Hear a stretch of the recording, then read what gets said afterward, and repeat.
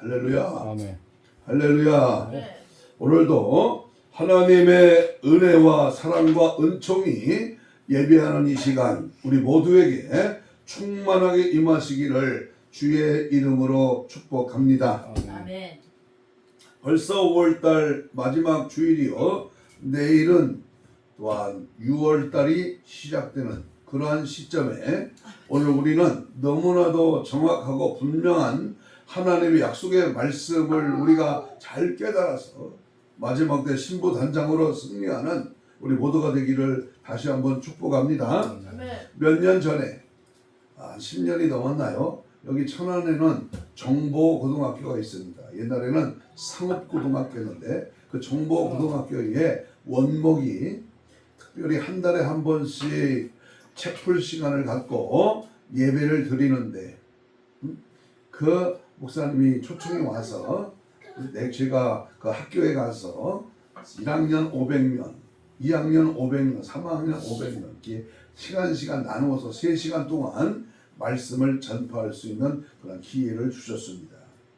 특별히 저는 이 세 타임을 누가복음 16장에서 나오는 부자와 나사로 얘기를 하면서 천국과 지옥에 대한 확실한 말씀을 전한 바가 있습니다. 원목 목사님이 하시는 말이 매달마다 외부 강사를 초청해서 말씀을 전하는데 이 지옥 설교를 실감 있게 전하는 것을 자기는 오래간만에 들었고 큰 은혜를 받았다고 그렇게 말씀을 했습니다. 역시 파주에 있는 엘리야 기도원에서 또는 여기 예산에 있는 응답 기도원에서 마지막 제가 하나님의 천국과 지옥의 말씀을 증거했을 때에 그 기도원 원장님들이 오래간만에 천국 지옥의 말씀을 들었다고 은혜를 받았다고 하는 말을 이제 들었습니다. 그렇습니다. 가장 불쌍한 것은 누차 말하지만 예수를 믿었는데도 지옥 가는 한심한 인생이 있다는 것입니다. 회개하지 않는 그리스도인은 우리가 흔히 말하는 종교 생활만 하는 모양만 거울 좋은 바지 신자, 바리새인과 같은 썬데이 크리스찬을 말합니다. 회개는 현장된 축복입니다.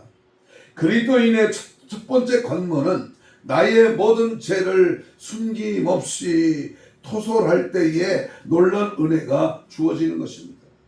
여러분, 회개는 주님을 만나는 지름길입니다. 회개는 위로부터 내리는 은사와 축복의 통로입니다. 회개는 십자가의 감격과 감사를 통해 주어지는 눈물의 교제일 것입니다.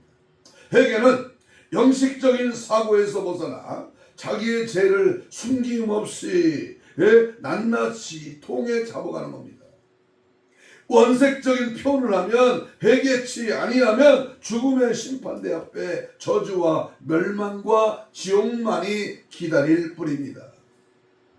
제발 부탁이오니 절대로 지옥일랑 가지 마시고 영원한 천국을 소유하는 저와 여러분이 되시기를 주의 이름으로 축복합니다. 아멘. 오늘 본문은 세례 요한이 유대 광야에서 천국 복음을 전파하는 그러한 장면입니다.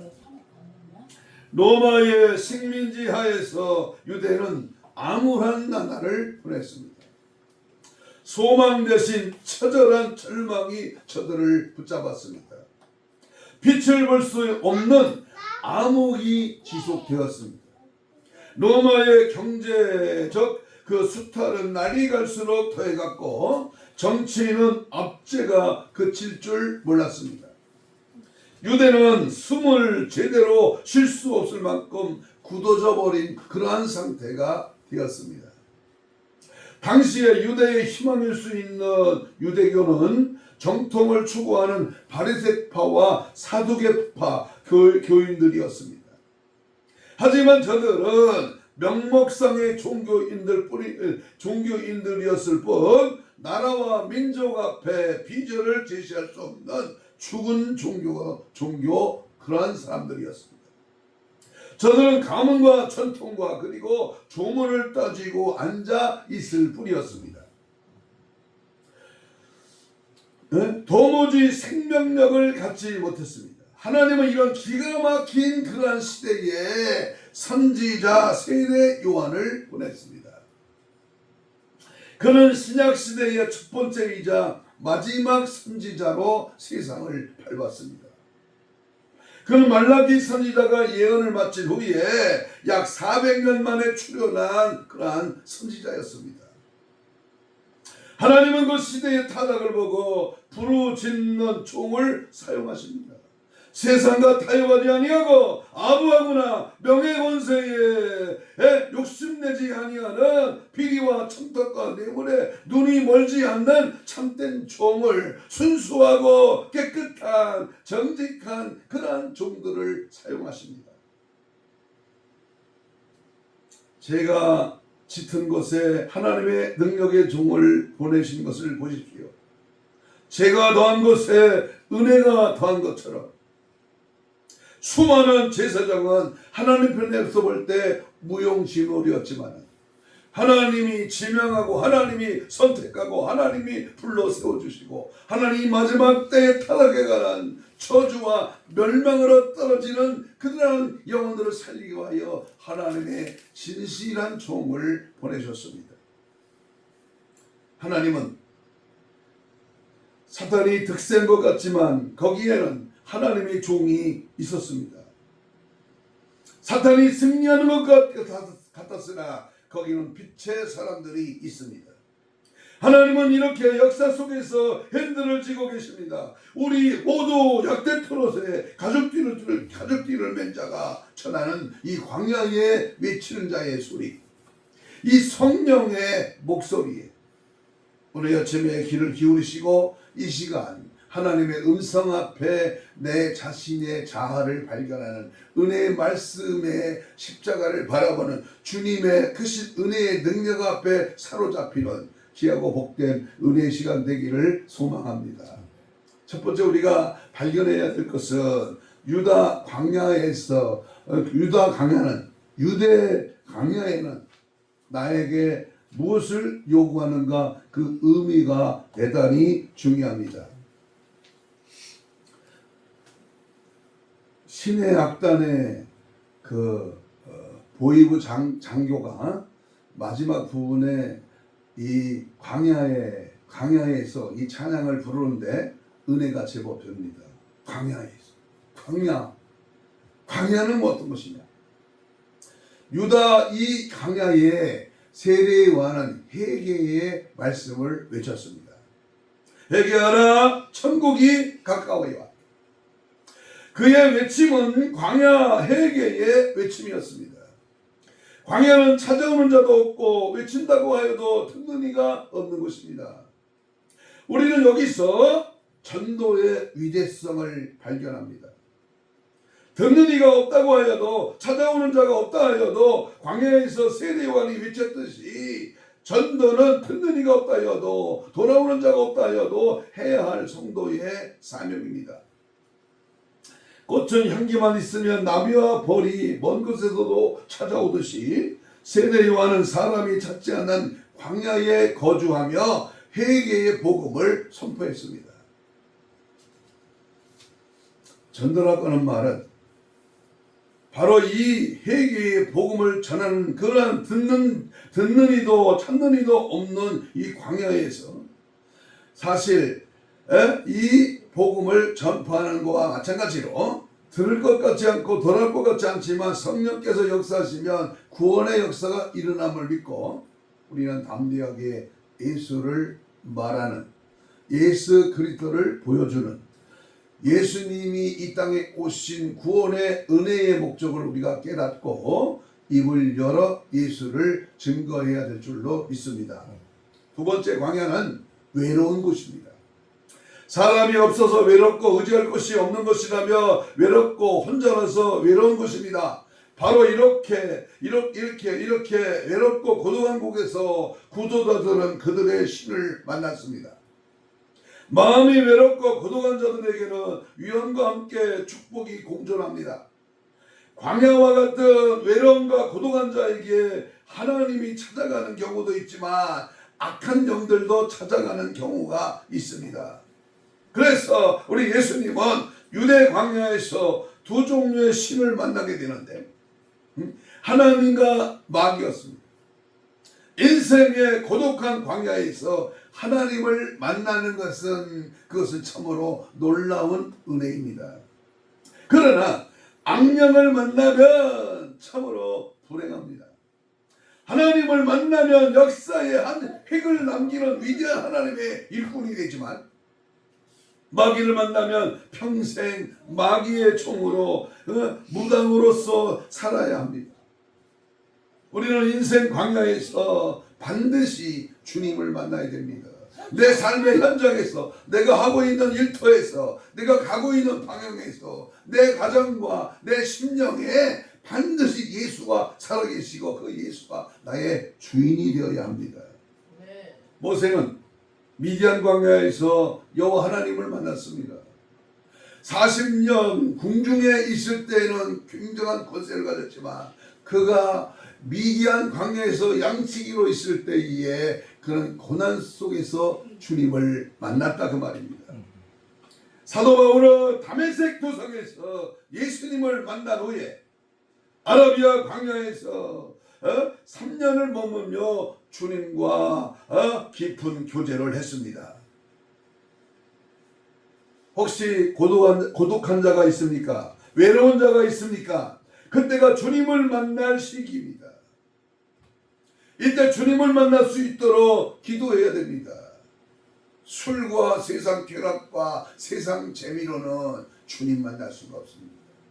내가 다시 내 자신이 외롭다고 고독하다고 술 마시고 마약에 손대고 영화나 사탄 뉴에이지 음악을 듣다가 마귀에게 찍혀 자살하는 사람이 얼마나 많은지 모릅니다.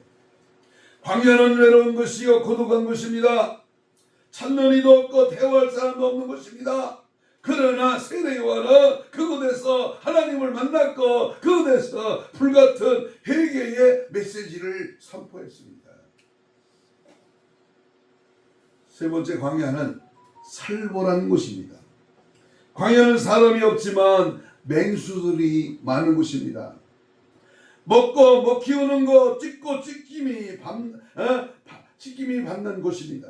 짐승의 소리만 들리는 곳입니다. 깊은 고요와 정적 속에 갑자기 들리는 그 짐승의 포효소리와 울부짖는 소리만 가득한 곳입니다.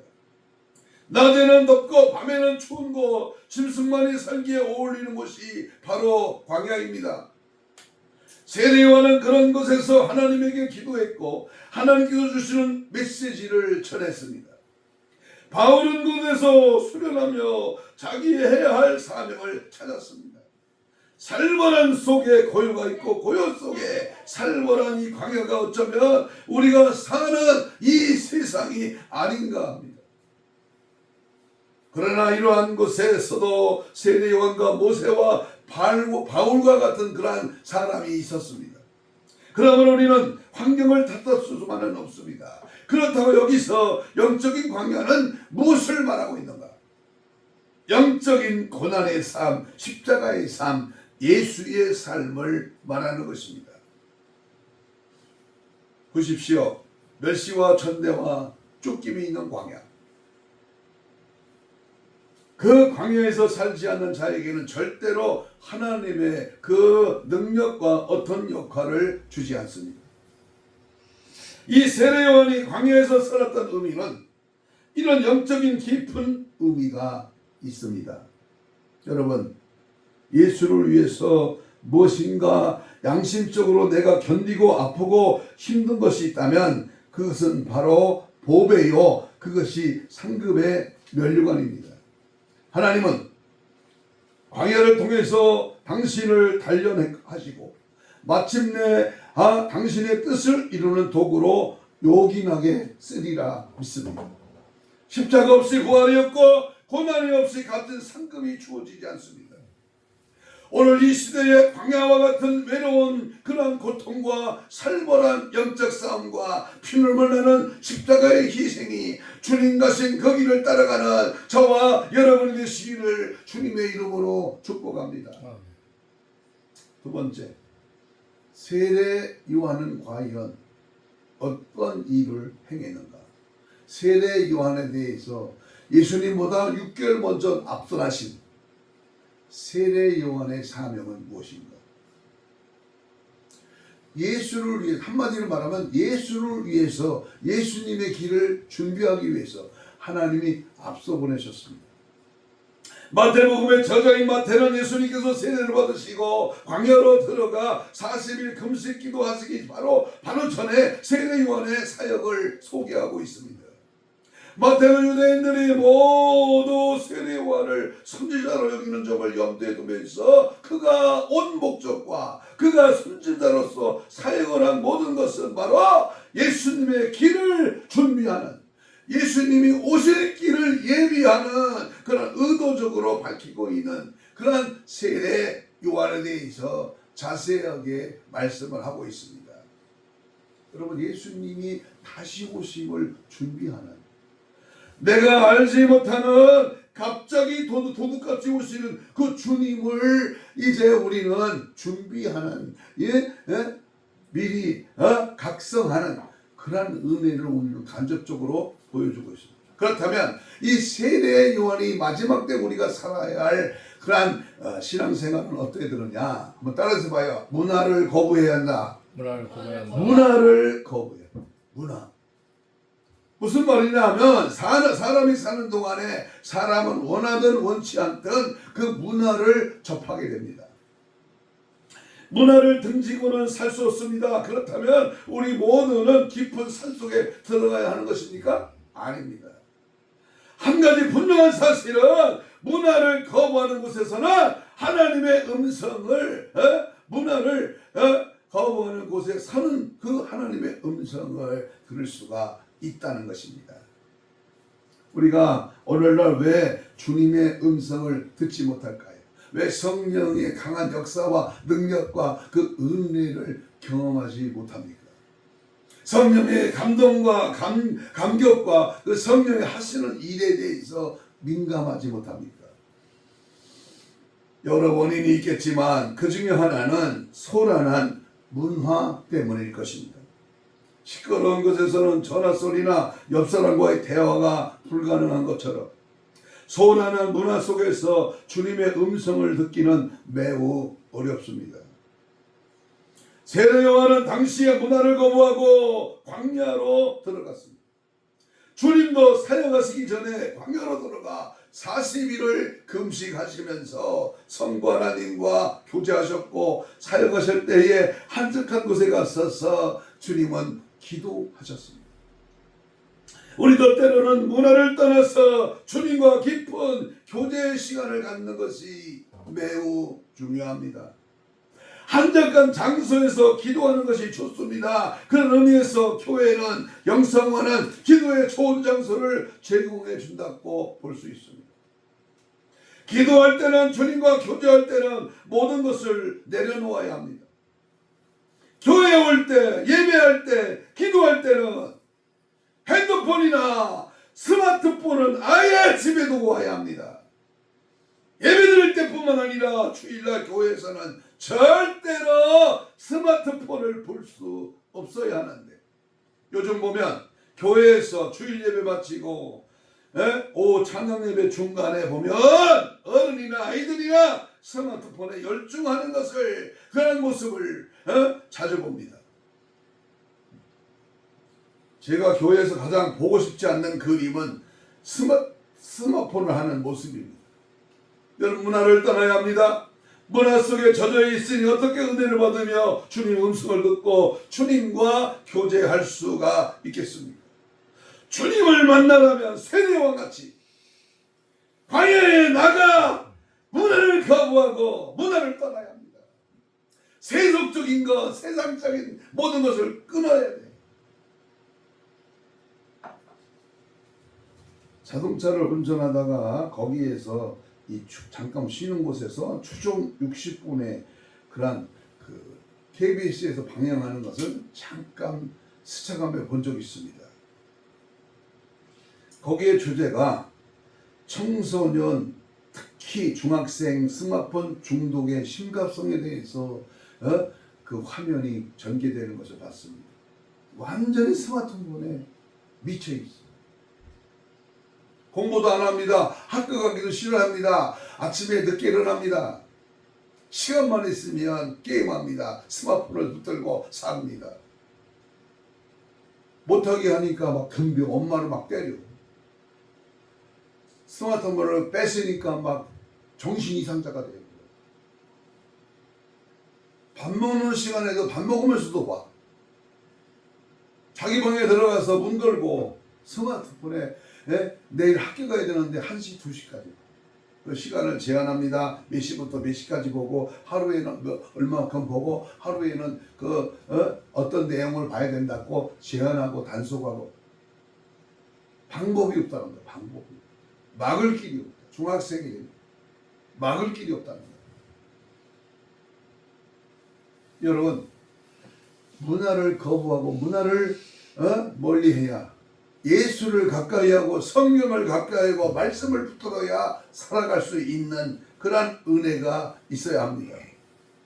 두 번째, 세례 요한은 인간의 기본 욕구인 의식주의 문제를 초월했습니다. 4절 읽겠습니다. 4절 3장 4절 시작. 요한은 뭐를 입고 낙타 털옷을 입고 허리에는 가죽띠를 띠고 음식은 뭘 먹었다? 메뚜기와 석청이었더라. 사람이 누구든지 의식주 문제에 민감할 수밖에 없습니다. 이것을 초월한다는 것은 성인의 경지에 있는 사람이라고 할 수 있습니다. 모든 것을 내려놓고 사명에 의하여 살고 사명 따라 죽는 자, 정말 존경하지 아니할 수 없는 자입니다. 그런데 사실 이런 삶은 우리 기독교인의 삶이요. 그래서 성경은 우리를 나그네라고 말씀합니다. 나그네는 어느 여행 중에 아무리 좋은 곳이 있다고 해도 그곳에 머물러 마음을 두지 아니하고 오직 내 고향 천국 본향만을 생각하며 살아갑니다. 그래서 우리 예수님은 마태복음 7장 31절 33절까지 내가 그러므로 염려하여 이르기를 무엇을 먹을까 무엇을 마실까 무엇을 입을까 하지 말라. 이는 다 이방인이 구하는 것이라. 너희의 하늘의 아버지께서 이 모든 것을 너희에게 있어야 할 줄을 아시느니라. 그런즉 너희는 먼저 그 나라와 그의 의를 구하라. 그리하면 이 모든 것을 너희에게 더하시리라고 하시면서 육신의 것을 초월할 것을 말씀했습니다. 주님 말씀처럼 초월할 수만 있다면 기독교는 아마 지금 세상을 뒤집어 놓았을 것이고 이 세상은 달라졌을 것입니다. 그러나 그렇게 살 수 없는 것이 우리의 연약하며 믿을 수 없는 우리의 모습에 초라할 뿐입니다. 세례요한은 정말 그렇게 산 사람입니다. 모든 것을 내려놓고 자기의 목숨까지도 내려놓을 수 있었던 사람. 그러기에 그는 불같은 메시지를 전할 수 있었고 세상에 감당할 수 없는 사람이었습니다. 우리를 부끄럽게 만드는 사람이 바로 세례 요한입니다. 요한은 무소유의 신앙, 세상과 짝하지 아니할 항상 하나님과 깊은 관계를 맺는 경건한 삶, 검소한 삶을 살았습니다. 정말 세례 요한이야말로 오고 오는 이 세대의 모든 그리스도인들이 모델로 삼아야 할 그런 분이라고 생각이 됩니다. 예수를 위한 삶, 주님을 드러내고 주님만을 예비하는, 주님이 오실 길을 준비하는 그러한 신앙 자세가 우리에게 필요하다는 말. 그러면 세 번째, 우리가 세례 요한은 그의 메시지와 사명은 무엇입니까? 그가 광야에서 왜 세계의 복음을 외쳤는가? 그 사명과 그 메시지는 무엇이었는가? 세례 요한의 메시지는 단순하지만 가장 핵심적인 말씀이요, 당시 유대인뿐만 아니라 오고 오는 모든 시대의 사람들에게 들어야 할 그런 메시지였습니다. 오늘 이 시대에 우리 모두가 들어야 할 메시지는 첫째, 강력한 회개를 촉구했습니다. 2절 읽겠습니다. 2절. 회개하라. 회개하라. 메타노이에테, 마음을 들여 새로운 길로 가라. 어느 시대는 없었고 회개가 필요하지 않는 사람은 없습니다. 광야에서 들려오는 소리는 회개하라는 소리였습니다. 하나님께서는 이사야나 에레미야, 에스겔 등 수많은 선지자를 통하여 유대인들이 회개함을 촉구했습니다. 요나를 보내어 니느웨 백성들의 죄를 고하며 회개를 촉구했습니다. 하나님은 세례 요한을 보내셔서 예수님 당시에 유대인에게 회개를 촉구했습니다. 하나님을 만나기 위해서 가장 처음 해야 할 것이 바로 무엇이다? 회개입니다. 이제 곧 예수님께서 등장하실 텐데 예수님을 맞이하기 위하여 해야 할 자세는 회개라고 세례 요한은 외치고 있는 것입니다. 오늘 설교 서두에서도 말씀드렸지만 우리는 회개가 필요한 자들입니다. 하나님은 거룩하신 분이시기에 거룩한 자만이 그분을 만날 수 있고 거룩한 자만이 그분의 나라에 들어갈 수가 있습니다. 이 거룩함이란 예수님의 피를 의지하고 죄를 회개함으로 얻어지는 것입니다. 지금 이 시대에 이 나라에 우리 모든 그리스도인들에게 절실하게 요구되는 것이 바로 회개입니다. 지은 죄를 뉘우치며 그 죄에서 돌이키는 것이 회개입니다. 회개해야만 하나님께서 우리를 만나주십니다. 회개만 한다면 우리나라에는 소망이 있습니다. 그러므로 니느웨 성에 맺던 회개 은혜가 이 나라를 덮어야 합니다. 니느웨 성 사람들에게 불어닥친 그 회개의 기적이 한국교회와 이 나라에 임하는 그 기적을 보고 싶습니다. 그 회개의 불로 우리 교회부터 아니 내 자신부터 붙어야 합니다. 내일 모레 6.3 지방선거 다시 당체에 등장하는 그러한 시장, 군수 또는 시의원, 도의원 또는 보궐선거 국회의원 그들의 공약에 회개합니다 하는 사람 있어요? 이야. 천국은 죄 없는 자가 들어가는 곳이 아니라 회개한 자가 들어가는 곳이고 지옥은 죄 있는 자가 가는 것이 아니라 회개하지 않는 자가 가는 것이다 라는 말이 있습니다. 주님은 세례 요한을 보내셔서 우리에게 오늘 회개하기를 축복하고 있는 것입니다. 회개 자리로 나아가는 여러분이 되시기를 축복합니다. 주님 나는 죄인입니다. 회개 영을 주옵소서. 독이 잡아가는 상한 심령에 사명의 문을 붙여주시고 영혼 살리는 뜨거운 역사가 임하기를 간절히 소원합니다. 이게 바로 성급편에 나온 공약 첫 번째가 외쳐져 있다는 거예요. 두 번째 세례 요한은 회개가 천국이 가까웠다고 외쳤습니다. 이전에 또 나오죠. 회개하라. 뭐가 가까웠다? 천국이 가까웠다. 오늘 세례 요한이 외치는 이 천국은 장소의 개념의 천국이 아니라 우리 마음속에 임하는 보이지 않는 천국을 의미합니다. 이제 곧 하나님의 아들 예수 그리스도가 임할 것이다 라는 의미입니다. 그분을 만나기 위하여 회개하라고 외치는 것입니다. 이 메시지를 우리에게도 들려와야 합니다.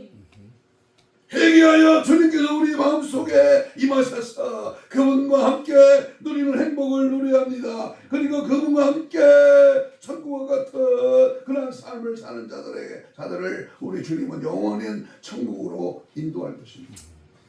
이 세상에서 천국을 경험하지 못하고 지옥 같은 삶을 살던 사람이 갑자기 영원한 천국에 들어가는 것은 아닙니다. 과연 우리는 무엇이 나를 지배하고 있습니까? 돈입니까? 권력입니까? 명예, 향락, 세상, 스포츠, 취미, 엔조이입니까?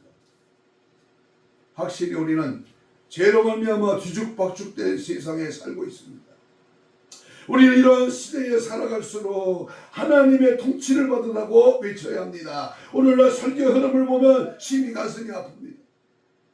복음적인 설교가 점점 사라져가고 있습니다. 세례 요한과 같은 설교가 사라지고 자기에게 해당되는 그런 설교는 자기를 친다고 합니다. 강단이 세상과 타협해버린 설교를 합니다. 윤리, 도덕, 교훈, 철학, 기복, 신비 등 심각합니다. 세례원과 같은 강력한 종말론적인 단단한 설교를 먹을 수 있는 그런 성도들이 되기를 축복합니다. 천국만이 사람들의 소망이기 때문에 오늘날에도 성령의 음성을 통하여 계속 들려지고 있거니와 성도들은 각각 제2의 세례요한이 되어서 예수님의 재림과 영원하신 주의 나라를 예비하는 그런 자들이 되기를 주님의 이름으로 간절히 축복합니다. 아멘. 세상 빨리 흐르고 세상 쟁거 가는데 너의 영혼 오늘 밤 떠나면 주여 구원받으며 천국에서 영원히 주와 함께 살리라. 아멘. 요즘 우리 영성원에서 이 찬양하죠. 천국 행진곡인가요? 술 마시고 장구 치고 죄만 짓다가 오늘 밤에 죽으면 어디 가리요? 지옥불이 펄펄 끓는 지옥으로 지옥으로 떨어지자. 지난주 목요일날 제가 잘 아는 어느 부흥사 목사님이야. 뭐 음식 먹다가 목에 걸려서 죽었대야. 저보다 덩치가 더 크고 아주 굉장합니다. 이름도 무디라고 사용해요. 무디. 네? 그런데 아픈 데도 없대. 갑자기 음식 먹다가 죽었어. 119 실려가는 데가 죽어버렸대요. 여러분, 죽음은 우리를 기다리지 않습니다. 언제 죽을지 모릅니다.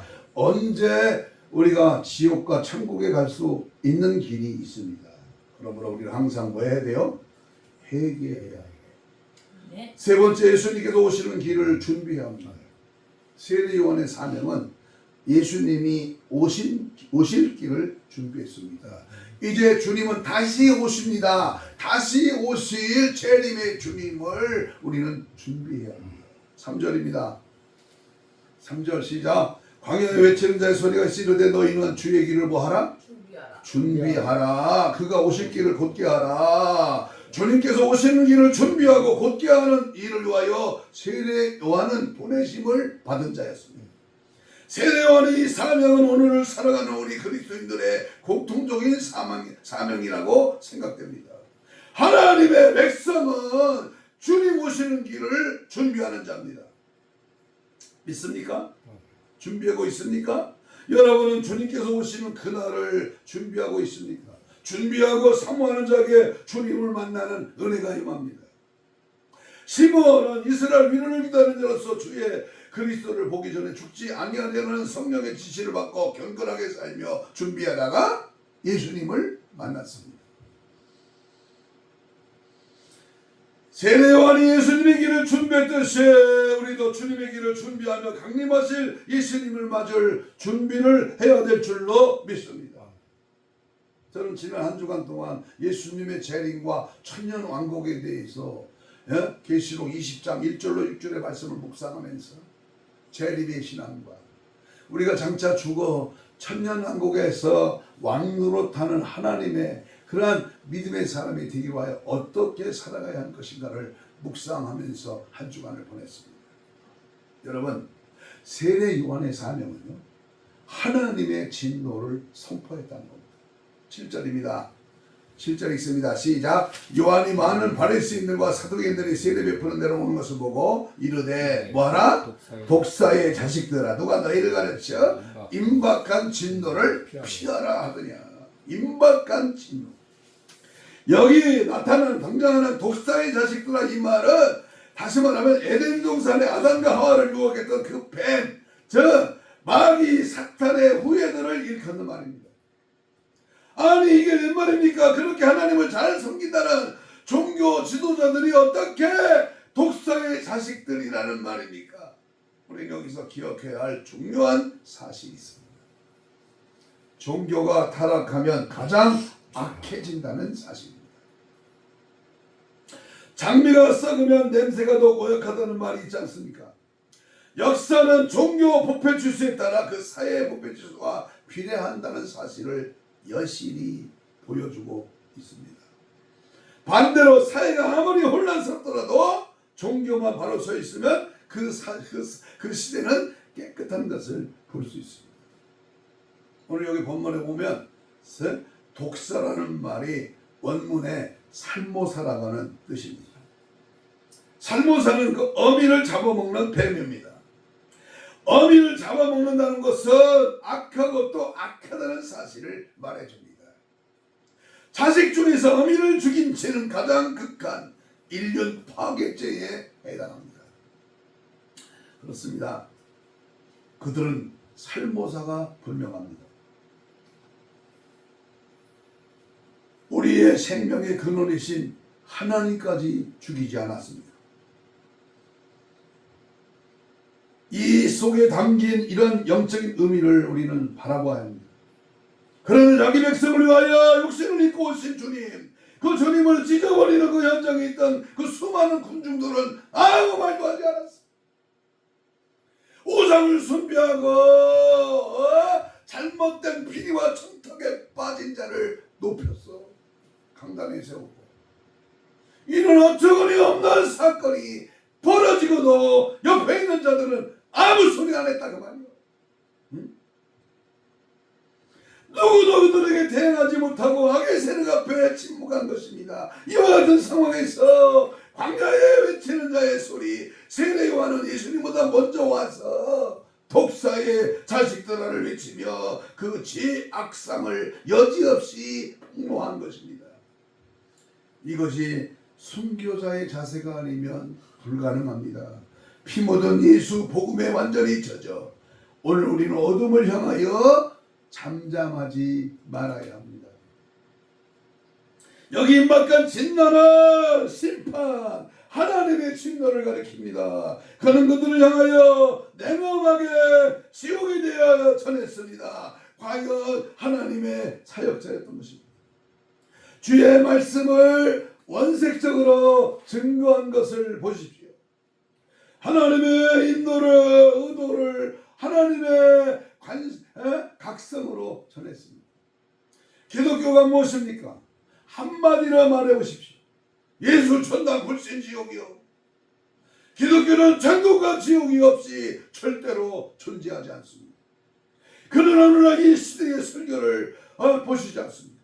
누가 이 시대에 배도하는 백성들을 향하여 담대하게 지옥을 외치고 있습니까? 누가 심판을 외치고 있습니까? 그러나 냉엄하게 이 현실을 준비하십시오. 오늘날 말씀이 선포되고 있는 강단들을 보십시오. 하나님의 무서운 진노의 메아리가 없어졌습니다. 이것이 모두 우리 모두가 죽는 일입니다. 잘못했으면 책망을 들어야 합니다. 하지만 강단은 성도들의 귀만 즐겁게 하면서 결국 성도들의 귀를 막아버렸습니다. 하나님의 진노 아래, 심판 아래, 재앙 아래 있다고 이렇게 외칠 수 있는 소리가 곧 예수님의 소리요, 세례 요한의 광야의 외침이었습니다. 성경의 강력한 회개의 음성인 줄로 믿습니다. 여러분 한번 생각해 보세요.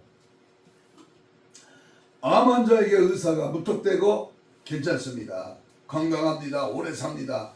그러면 어떻게 되겠습니까? 그 의사는 가짜 의사요. 진짜 의사라면 어떻게 합니까? 비록 힘들더라도 당신은 암에 걸렸습니다.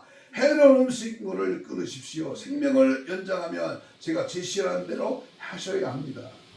이렇게 말해주는 것이 그 사람을 사랑해주는 의사가 아니겠습니까? 그런데 당장 그 환자가 가슴 아파할 일, 낙담할 것만 생각해서 그의 기만 즐겁게 해준 의사라면 그 의사는 의사가 아니죠. 사기꾼이죠. 그런데 이 시대가 꼭 그와 같은 모습, 위로나 하고 농담이나 하고 예화나 간증이나 세상에 돌아가는 판세만 얘기한다면 가볍게 하고 있다면 돌팔이 아니겠어요. 세례 요한은 죽음을 두려워하지 않고 헤롯 왕의 죄를 공격했습니다. 우리는 신앙의 타락에 대하여 비진리에 대해 목숨을 걸고 싸워야 합니다. 혼합주의, 세속주의 위기 앞에 세계기는 위기에 직면하고 있습니다. 타협하지 말고 무감각하지 말고 사단의 모습을 보고 목숨을 걸고 타락과 싸우는 우리는 타락에 대하여 공격적인 모습을 가져야 합니다. 공격은 최선의 방어라는 논리가 믿음의 세계에서도 동일합니다. 목숨 걸고 싸우는 십자가 군병이 되기를 축복합니다. 세례 요한의 사명은 예수님이 세상 죄를 위하여 대속의 양으로 오실 것을 알았습니다. 요한복음 1장 29절에 보라 세상 죄를 지고 가는 하나님의 어린 양이로다. 예수님께서는 세상의 죄를 지시고 인간의 모든 죄를 위하여 대속양으로 이 세상에 오셨습니다. 세상의 죄를 지시고 인간의 모든 죄를 위하여 대속의 양으로 오신 그 누구도 자신의 힘과 능력으로는 구원받을 자가 없기에, 죄를 해결할 수도 없기에, 오직 예수님만이 우리의 구원자이시기에 다른 이로서는 구원받을 수가 없나니 천하 사람 중에 구원을 받을 만한 다른 이름을 우리에게 주신 일이 없다고 사도 베드로는 외쳤습니다. 오직 구원은 하나님께서 예수님을 통하여 주시는 선물이요, 예수님이 흘리신 피로 제사함받고 예수님을 통하여 구원을 받고 예수님을 통하여 천국에 갈 수 있습니다. 그래서 예수님께서는 내가 곧 길이요 진리요 생명이니 예수로 말미암지 없고는 아버지 하나님께로 올 자가 없다. 그러므로 모든 사람들이 의지하고 믿어야 할 분은 오직 예수 그리스도뿐입니다. 누구든지 그분의 구원의 방법을 수용합니다. 예수님의 구원의 방법을 반대하거나 무시하는 자들에게는 예수님은 구원의 하나님이 아니라 심판의 하나님이 될 것입니다. 마지막으로 예수님은 심판주로 오실 것을 선포했습니다. 12절 읽겠습니다. 12절. 마태복음 3장 12절 시작. 손에 키를 들고 자기 타작마당을 정하게 하사 알곡은 모아 곳간에 들이고 쭉정이는 꺼지지 않는 불에 태우시니라. 세례요한은 뒤에 오실 예수님께서는 세상과 인간을 심판하실 분으로 오심을 분명히 알았습니다. 예수님을 구주로 인정하지 아니하고 그분을 거부하는 자는 꺼지지 않는 불에 들어가게 될 것입니다. 예수님은 알곡과 쭉정이를 골라내시는 분이심을 세례요한은 알고 있었습니다. 우리는 누가 알곡이고 누가 쭉정인지 구분하기 힘들지만 예수님은 알고 계십니다. 이제 도끼가 나무 뿌리에 놓였습니다. 10절에 좋은 열매 맺지 아니하는 나무는 직쳐 불에 던져지고 좋은 열매를 맺는 나무는 거두어들여 천국으로 들어가게 됩니다. 여러분 아무쪼록 좋은 열매를 맺는 천국 백성 알곡 성도가 되기를 진심으로 축복합니다. 한 가지 예를 드리고 마칩니다. 어느 한 선원이 선교단을 찾아왔습니다. 그러나 그는 마음이 별다른 영향을 받지 못한 채 선교회를 나서려고 할 때였습니다. 그때에 한 사역자가 현관문에서 작은 카드 하나를 그의 손에 쥐어주었습니다. 그 카드에는 다음과 같은 글이 인쇄되어 있었습니다. 내가 오늘 밤에 죽는다면 나는 땡땡으로 갈 것이다. 그 땡땡 공란 밑에는 여기에 써놓으시고 당신의 이름을 기록하시오라고 되어 있었습니다. 선원은 카드를 읽어보지도 않고 호주머니에 집어넣고 배를 타러 갔습니다. 영국으로 돌아가는 중에 그는 갑판 위에 높은 곳에서 떨어져 다리가 부러졌어요. 사람들은 그를 선실로 데려다주며 여러 날을 누워있는 동안 그는 그 카드가 눈에서 떠나지 않고 자꾸 시야에 들어왔습니다. 내가 오늘 밤에 죽는다면 나는 땡땡으로 갈 것이다. 그래 내가 정직하게 쓰려면 지옥이라고 써야 할 거야. 내가 오늘 밤에 죽는다면 나는 지옥에 가게 되어 있어. 그러나 그렇게 써놓을 수가 없어 라고 그는 생각했습니다. 그래서 그는 침대에 누운 채로 회개하고 예수 그리스도를 자신의 주님과 구주로 영접한 후에 카드에 내가 오늘 밤에 죽는다면 나는 천국으로 갈 것이다 라고 써놓았습니다. 회개한 자만이 천국에 들어갈 수가 있어요. 겉으로 회개한 척 하지 말고 나는 회개했으니까 천국 갈 것이야. 자기 생각에 빠지지 말고 진정한 죄에 대한 통회하는 말로만 주의주하는 자가 아니다. 아버지 하나님 뜻대로 행하는 자. 누구 사륙입니다. 말로 이론으로 지속으로가 아니라 행함으로 진실함으로 지은 죄를 회개하고 가는 것이 천국입니다. 결론입니다. 오늘 우리는 세례 요한을 만나 하나님 허락하신 회개 외침을 들었습니다. 외롭고 살벌한 광야에서 그는 시대의 문화를 거부하고 인간의 기본 욕구를 초월하여 강력한 회개의 복음을 외쳤습니다. 회개하라 천국이 가까웠다고 생명을 던져 외쳤습니다. 오늘 이 시대의 강단이 메말라가고 설교에는 빛과 열이 없어 보여주고 잘하게 하고 그래서 삶을 변화시켜야 합니다. 우리도 주님 오시는 길을 준비하는 신앙으로 하나님의 진노를 선포함으로 불의를 무서워하는 신앙으로 이 시대를 살아가야 할 것입니다. 이 시대의 아픔을 우리는 목격하고도 주여 우리는 무력하고 저들을 깨우치지 못하고 우리는 깨어나지 못하는 절박한 시대에 살고 있습니다. 예배당의 화려한들 무슨 소용입니까? 회개하지 않는 수만 명의 교인들은 숫자 노름에 불과합니다. 회개한 죄인 하나님 오실 때에 참된 의인 재림의 나팔소리와 함께 들림받을 수 있는 깨어있는 주의 백성들로 들을 필요로 하는 시대에 살고 있습니다. 세례요한과 같은 21세기의 삶과 말씀 앞에 참으로 복되고 아름다운 신앙으로 온전히 변화되어 열매 맺고 승리하는 알곡성도 천국 백성들로 세례요한같이 세상을 향하여 하나님의 심판의 말씀을 외치는 광야에 외치는 소리가 되어서 주님 주신 사명 다하는 그 마지막 시대의 광야에 회개복음을 외치는 도구가 되시기를 주님의 이름으로 축복합니다. 이 시간 눈을 감으시고 주신 말씀을 기억하며 통성으로 주여 삼창으로 이렇게 기도하겠습니다. 성령의 소리에 회개형을 부어주옵소서.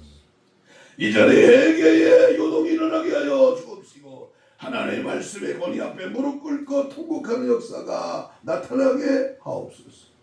세상과 타협하지 않게 하여 주옵시고 세상이 다 변해도 주의 종 주의 성도들을 지켜주옵시고 성령의 불꽃으로 불태워 주옵소서. 날마다 십자가에 화형당하는 자들이 되게 하옵소서. 오시옵소서.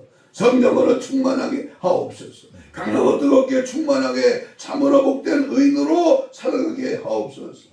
진리함으로 충만하게 하옵소서. 거룩한 신부 단장으로 무장되게 하옵소서. 주여 삼창으로 우리 뜨겁게 간절하게 2, 3분 동안 강력하게 주여 부르며 기도하겠습니다. 주여 주여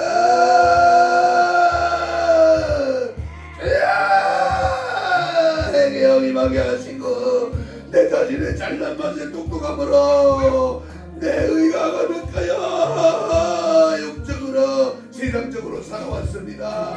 주님 이 시간 성령의 불을 주시고 말씀의 능력 은혜를 깨달아 주셔서 회개형을 모아주옵소서. 강력한 성령의 폭발적인 역사와 능력 앞에 주여 마지막 때에 다시 오실 주님을 기다리고 준비되며 영혼 살리고 복음의 능력에 힘입어 말씀과 기도에 전무하며 성령 충만하여 하나님의 영광을 드러내며 진리의 영에 붙잡혀 쓰임받고 위대한 하나님의 역사를 통하여 복음을 전파하며 예수 그리스도의 아름다운 모습과 하늘의 뜻을 이루어드리고 은혜의 설부로 주님 사용하시고 인도하시고 주님 함께하시며 은혜와 능력으로 역사하여 주옵소서. 지옥불은 쉬지 않고 불타오르고 있습니다. 주님 마지막 때에 주님 다시 오실 그날을 기다리고 준비하며 깨어있기를 원합니다. 말씀 앞에 나 자신을 발견하시고 자복한 죄 숨겨둔 것 다 예수 피로 청결하게 하시고 하나님 은혜의 성령에 사로잡힌 은혜로 믿음으로 말씀으로 늘 충만하게 채워주시옵소서. 가슴에 손을 댑니다. 아픈 자는 아픈 부위에 손을 얹습니다. 예수님 고맙습니다. 이 시간 처절한 하나님 말씀을 듣고 다시 한번 내 자신의 영혼이 하나님 앞에 병들어 있지 않는가, 머뭇머뭇하며 세상과 주님과 갈팡질팡하고 있지 않는가. 이 시간 주의 보혈의 능력으로 우리 모든 신혼실을 간극케 하여 주옵시되 특별히 채찍에 맞음으로 나음을 입은 주의 보혈의 능력으로 우리의 질병의 세력이 떠나갈지어다. 영적으로 혼적으로 육적으로 마음적으로 들어있는 질병의 세력아 예수 피 묻은 손으로 안수하여 깨끗한 바를 지어다. 힘줄과 근육과 세포와 조직과 마디와 연골과 피부로 정상으로 회복될지어다. 우리 마지막 때에 강한 성령의 외침을 방해하는 원수마귀 사탄 계시는 예수를 명하는 이 시간 떠나갈지어다. 떠나갈지어다. 떠나가라.